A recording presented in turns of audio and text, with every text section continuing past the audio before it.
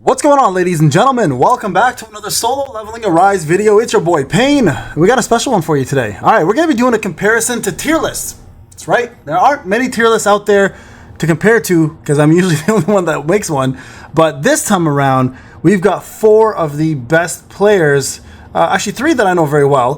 One by the name of Genos, who I know from name through Discord, but I don't know them as a player, and I'm assuming because they are part of this crew, they're probably a pro player as well too. So we're going to compare their tier list to my tier list. Now, this is not about who has a better tier list and who does not have a better tier list. This is more of a critical analysis of both tier lists and to see how they've structured theirs versus how I've structured mine and who these tier lists will benefit more, right? And that's kind of the idea. So it's like what player can benefit from which tier list a little bit more. So we're going to talk about this from two ways. We're going to compare end game tier list, and I'm going to give you guys, because I've watched the entire video of theirs, so I'll give you guys the full explanation of what they did and why they did it. And then we're going to talk about mine, okay? So let's look at theirs first. So this is the Ultimate Hunter tier list. Now, first I want to say this is I'm going to put the video in my description. Shout out to Genos, Gohack, TyPal. I think it's TyPal they call him. I like to call him TyPal. It's like, thank you, pal. That's kind of why I call him that. I don't know why. I don't even know that's real. I'm going to just keep doing it, though, because I like it. And then lastly, of course, KAZI'S / NATTO. Thank you guys for putting your thoughts together on this. So a couple of things I want to talk about theirs. So their list is comprised a little bit differently of mine. They were a little bit more critical on their end, but they also, and if you really watch the beginning of it, I'm going to let you guys watch it. I'm not gonna watch it with you. I'm going to let you guys watch. So definitely go click on the video and like it, subscribe, etc. Right? Their critical analysis came from the top echelon of gameplay. We're talking about A10 units. Forget free to play. This will not benefit. I mean, this will benefit free to play if you ever plan to ever. Okay, let's be real. It won't benefit free to play that much because free to plays, by the time you ever get an A10 unit, you're probably going to have that unit be power crept. This is more of like if you plan to commit to going to the top tier level of your gaming, these units are going to be the best for specific things. I will criticize one thing because I watched the whole thing. We'll criticize one thing, okay? And this is not a criticism to them as players. This is just the criticism to the tier list. Two things actually. One, I noticed that WOBL wasn't really considered much in this. It was more about BOT, so Battlefield of Time, and it was more about POD, Power of Destruction. So this tier list is mostly comprised of that. And I'll be real with you guys. Most whales, WOBL is not hard. It's like you finish it like this. So I can understand where the mindset was when building this, because if you're talking about A10 units, A10 weapons, you're not really going to look at, first off, you're not going to look at SRs at all. Let's be real. If you're a whale, a mega whale, a megalodon, a kraken, you're not going to look at SRs. And that's fact. This is why all the SRs are called useless SRs. I don't agree with that personally because I have a free-to-play account, so I understand the value of the SRs. They do as well, but the difference is they're looking at it from a perspective like you're the top end, again, of the brackets, and this is what you should like. And if any of you guys who made this tier list are watching this and hear my words and are disagreeing with me, let me know in the comment section, obviously, or just DM me. You know how we always talk anyways.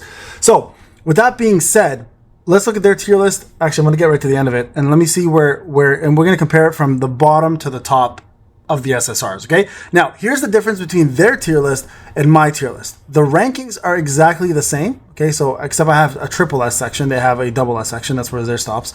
And then they clump them up a little differently. And I'm going to go with their explanation. So, when you look at my tier list, the problem is you're going to see a lot of noise. But what I mean by that, because if you're comparing apples to apples, the noise I'm referring to are the SRs. The SRs kind of fill a lot of those unnecessary slots where they don't have any SRs to deal with. So their slots will look a little different. So I'm comparing SSRs to SRs. They're comparing SRs to SR. Sorry. I'm comparing SSRs to SRs. They're comparing SSRs to other SSRs. There's no SR comparison for them. So this is where it's going to look a little different, right? But I think at the end of it, if you really kind of look at it, it'll make a lot of sense, all right? So let's kind of consider it this way. SSS, SSS. All right? That's all we're going to look at because realistically, that's the only place I've placed any SSRs. So let's look at the bottom rung. I've got two of the worst units right now for SSRs are SM Beck and Dong Su. So if we do a comparison, their bottom is SM Beck and Dong Su. So we're right on money there.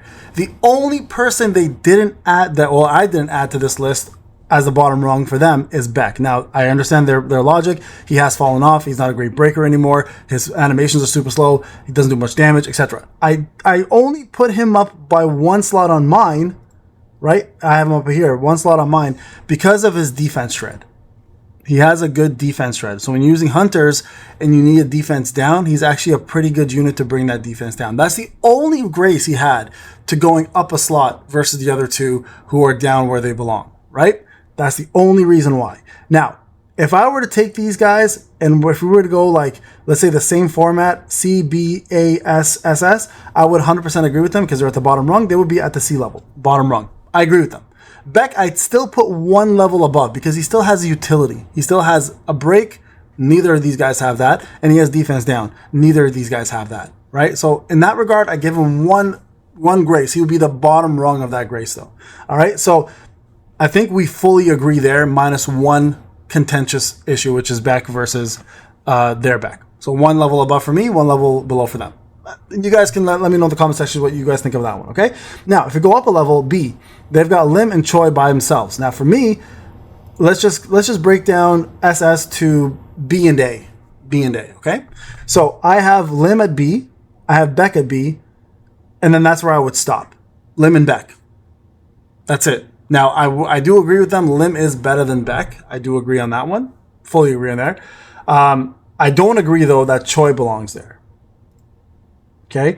And the reason why I don't agree Choi belongs, I think Choi belongs in A with Jin Chul and these other guys. The reason, and we'll get more to this later, the reason I think Choi belongs in that group, yes, he can't crit, and they kept commenting as how he was the all-star when early access was there. He was the best unit. And he was.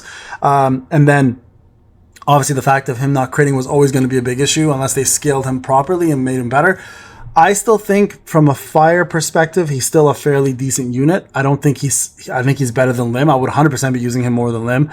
They serve different purposes to some extent, but at the end of the day, they're both DPS. I still think he outdamages Lim. I think he also has more utility than Lim outside of the break, obviously, and I think he's better than Beck. So I would definitely put him at the very least in A, not in B. So I think he belongs with the Lee Bora and the Jin Chuls. Jin Chul now would go front end of A, while Lee Bora would be second, and then Choi would be third. So if you look at theirs, right, they have this setup. I would take Saw out of there. I put Choi right there, and I think Jin Chul actually takes the spot for. I think Jin Chul and Lee Bora will swap spots because of all the buffs they gave him. He's incredible now. He is a little more niche because of the wind buffs, but I still feel like wind right now because of Mirai is incredible. They are missing one key piece with Hansime, which I think when she comes out we'll cover that piece. But for now, I think right now Choi belongs here, not down here. All right, so I think it's Lim and Beck for me personally. Okay, if you look at my setup. All right, now so that covers A and B. So pretend that's A and B, right? Again, take away all the noise. This is all the noise here. Take all these SSRs away. I still do think Nam and Park Hee-jin belong in Unbroken for SRs. For SRs, for what they are. They are incredibly great at breaking. Well, Nam is, obviously. Incredible CC.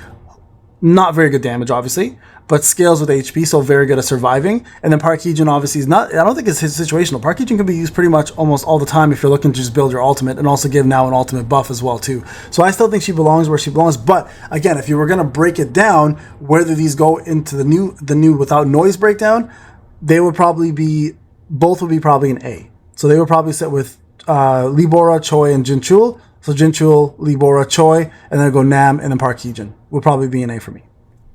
Again, they don't want to use SRs, but I still want to talk about SRs because I think they're valuable, right? Take away the rest of the SRs. Those two are going to be the key elements, I think, personally, okay? Now, let's go to the SSS godly ones.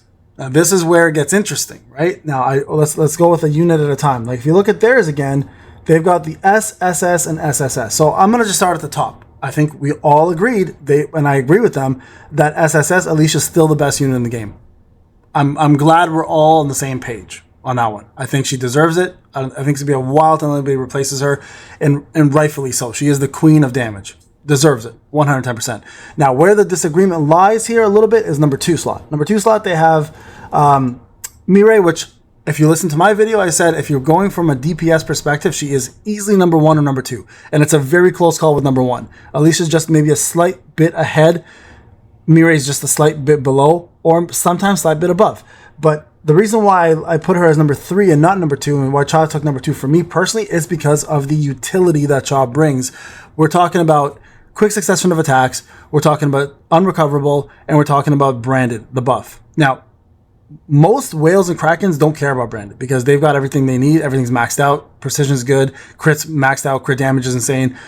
For a lot of the average players who are in the red CP, branded is a big deal. That increases your crit rate and your crit damage by 12%. If you're in the red or if you're below the CP requirement, branded is going to help you with your Westwind to crit, or it's going to help you with your Sight to crit, or your Plum Sword to crit, right? So it's going to give you more utility, but I do agree completely. She does not give you as much damage as Mirai, nowhere near. Cha's completely fallen off from the damage charts at this point when you compare it to those two. So 1, 2, and 3, I think we all agreed here. But I honestly, it's still contentious to me for 1, 2, and 3, for me personally, and that's the reason why. It's because of the buff. Now, we are still in the same agreement that Min, in my opinion, Min and Meilin deserve to be in the SSRS, and the reason why is they're universal characters. So they have them at, which rightfully so, is an S. I think both of these units, and I think TyPal and all these other guys were saying this, TyPal and all these other guys were saying, sorry, TyPal, if that's what you're supposed to call you, TyPal were saying that these units can be pretty much used in any content. And that to me, that spells out top tier. When you can plug and play a unit in any team, in my opinion, they deserve to be top tier. So I think I disagree a little bit with the S for these two specifically. Quite honestly, I think they deserve to be one up. Now, I will admit, Min probably SS and Meilin S plus, if that's the category they had, right? S plus, yeah. So then Meilin will go to S plus. So I think in SS, like the top tier for their end, I would have Alicia, Meilin, then I put Cha here as well too, just for the buff purposes, and then Min. I would have 4 of those here. I would put Meilin here with Emma and Meilin, and then Sa here. I don't agree with the A. I would probably put her in S. They were saying that she's fallen off, and I do agree with them on one thing that they were saying, is that she didn't get anywhere near as many buffs as Emma did, because originally they were hand in hand, and I do agree she does need an AoE. That's really what's holding her back from being better than Emma, because if you look at my list here, I have them pretty much side by side, right? And I said in my list, they're pretty much interchangeable depending on content, but this is what I was saying to you guys before, where the 4 of you guys didn't really discuss WOBL for the average player or even the top end player, and a lot of top end players will be using Sa as their breaker over Emma. So depending on content, and I took my consideration of what content currently is available, they are to me the same level. So I will put them at SS together here. So they will probably sit SS. Min would go up to SS over here. So it would be here's how it will work. It would be Alicia, Cha, Mirai, Min, and then here would be Meilin, Emma, and Sa, and yeah, and I think that's good. For some reason, for S, I don't know what it is, but Yusuyun's DPS just dropped drastically this patch. I don't know what it is. I have no idea what happened. Like, I started using her. She does great damage still, but it's for some reason it's fallen off a bit. I'm not sure if there was a nerf done or something done incorrectly. There's a lot of issues with this, but I think she is the only unit that would sit in S, and then the rest of them you guys already know. So I think personally here, like if we were going to break it down exactly this, let me just show you guys real quick. Takeaway, we won't even look at SRs. We're just like them, I take them away. Here's how mine would look personally. So Alicia, number 1, I totally agree with them. Totally agree with that one. Cha, number 2, again, I explained to you guys only for the reasons of the buffs and they called it niche. Let me tell you, a lot of people can't beat Scorpion, because some people were like, oh, she's only used for the spider. I remember, I think it was Gohack that was saying that. She's only used for spider. Bro, I know you got a crazy account, and you can probably destroy the spider before it recovers, but 99% of people can't do unrecoverable without beating it, or they need unrecoverable to beat it. So I'm going to say number 2 for buffs only. If it's talking about pure DPS, it's going to go like this. If it's talking about utility, it's going to go like that. So let's just agree to that, okay, for now. Min here. I think these 4, I think, are undeniably top tier. Undeniably. Cha can be the only one that can be argued that can drop down a list if we're going to take away her damage now, and if we're going to scale off damage, it'll look like that. But I think this 4 deserves it. On the S plus side, I'm going to say Meilin here. I'm going to say Emma. And you know what? Let's just go with this and say let's be a little bit more critical, okay? The reason why I'm going to put Sa here again is because of WOBL. Until that becomes an irrelevant part of the game, you need a water breaker to do well, right? So it's either going to be Nam or her. For most players, talking about 99% of players, right? That's how I'm going to look at it. If we're talking about Jinchul here, we're going to go top end S. We're going to go Libora. And like I said, I'll probably still throw Choi in here. Yeah, I would probably still throw Choi in here. Okay, and if we're going to go with A's, we're going to go probably Lim. You know what? We can do it this way. Let's go like that. I think that's fair. And then we're going to go with B. We'll go Beck. And then this is how mine would look. Right there. I think let's go like this. So this would be my tier list if we're just going with straight SSRs. Now, I know a lot of you guys were like, maybe you need to be more critical, but here's the thing. Oh, sorry, Yusuyun. I forgot about that. There we go. It would look like that. Maybe like that. Yeah, maybe like this. Like that. There we go. I think that makes more sense. So the reason why I would do this, they were looking at it from a POD perspective and a BOT perspective mostly. I'm looking at it as an overall WOBL perspective as well. So WOBL, still WOBL technically with all the buffs you can get from her, WOBL, plus everything else we just mentioned, POD, and if we're talking about Battlefield of Time. All of these units here are stellar for that, right? Again, WOBL, POD, BOT I don't really see her being used, but storyline 100% she's used, right? Pretty much every BOT that was ever built to be used, POD for sure. Currently, content-wise, any stages, Emma's amazing. So WOBL, POD, BOT not as much. So they kind of trade off that right there. Yusuyun, Fire Days, Trials, POD, BOT not so much. Animations are too slow. That's about it. Overall, great DPS though, right? And then now Jinchul, obviously the best breaker for wind and also period one of the best breakers in the game. Libora, one of the best buffers in the game. Choi's fallen off, obviously. I've been mentioning this for a long time now. Lim, good, only real good, the only SSR dark breaker in the game. Decent DPS. Beck, defense shred, breaker. SM Beck, Dongsu really need some help. So that's how it would look like from my end. All right, guys, I'm curious now. You've seen our tier list. Let me know what you guys think. Again, I'm looking at it from a perspective of not just A10. I'm looking at it overall players. Where they're looking at it from an A10 perspective. And listen to me right now, I'm telling you guys straight up, these guys are some of the best players in the game. They spend hours upon hours, obscene amounts of hours, making strategies and making things work. So don't discredit. This is not about discrediting. This is me admiring their tenacity and dedication to this game and coming up with some of the best top end strategies. So these guys are players who deserve that title as top players. I'm just curious to hear what the rest of the population has to think about the two different tier lists. All right, guys, this is Payne. Thank you so much for watching. I'll see you guys in the next one.